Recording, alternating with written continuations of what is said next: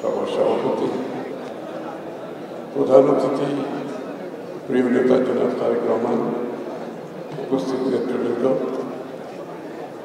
সুধী মণ্ডলী, আসসালামু আলাইকুম। বাংলাদেশের ইতিহাসে গণতন্ত্রের টর্চ বেয়ারার যদি আমাদেরকে বলতে হয়, বাতিঘর যদি বলতে হয়, প্রথমে শহীদ প্রেসিডেন্ট জিয়াউর রহমান, পরবর্তী টর্চ বেয়ারার হচ্ছেন দেশনেত্রী বেগম খালেদা জিয়া, বর্তমানে জনাব তারেক রহমান। এবং বাংলাদেশ জাতীয়তাবাদী দল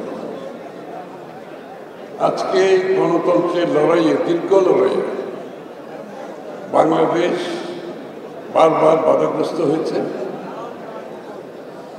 কিন্তু এত ত্যাগ, এত সংগ্রাম, এরপরে যে গণতন্ত্রের জন্য, জনগণের মালিকানা ফিরিয়ে দেওয়ার জন্য এত ত্যাগের পরে আজকে আবারও গণতন্ত্র হুমকির সম্মুখীন হয়েছে। এবং এই হুমকি আসছে যখন সমস্ত দেশের মানুষ দীর্ঘ প্রতীক্ষার পর তাদের ভোটাধিকার প্রয়োগ করে একটি নির্বাচনের মাধ্যমে একটি নির্বাচিত সংসদ করতে চায়, একটি নির্বাচিত সরকার করতে চায়। ঠিক সেই সময় যে নির্বাচন হচ্ছে গণতন্ত্রের বাহক, সেটাকে বাধাগ্রস্ত করে, বাংলাদেশের মানুষের মালিকানা বাধাগ্রস্ত করে, গণতন্ত্রকে বাধাগ্রস্ত করে আজকে আমরা নতুন চ্যালেঞ্জের সম্মুখীন হয়েছি। আমি কোনো বক্তৃতা দিচ্ছি না, আমি শুধু এইটুকুই বলবো, আমরা যে জায়গায় আজকে এসেছি, যে ক্রান্তি লগ্নে এখন দাঁড়িয়ে আছি, গণতন্ত্রকে প্রাতিষ্ঠানিক রূপ দেওয়ার জন্য দীর্ঘ ত্যাগের পর আজকে আবারও আর চ্যালেঞ্জের সম্মুখীন হয়েছে। এটাকে মোকাবেলা করতে হবে।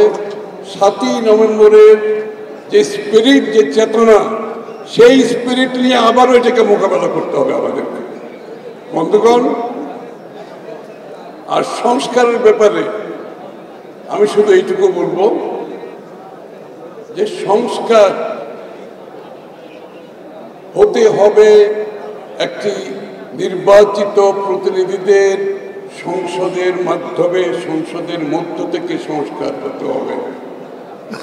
নির্বাচিত প্রতিনিধিরা জনগণের ম্যান্ডেট নিয়ে সংসদে এসে সংস্কার করবে, এর বাইরে কোনো সংস্কারের সুযোগ নাই। কোনো নির্দেশনা দিয়ে, কোনো প্রজ্ঞাপন দিয়ে সংস্কার হতে পারে না, কোনো দেশে হয় নাই জীবনে।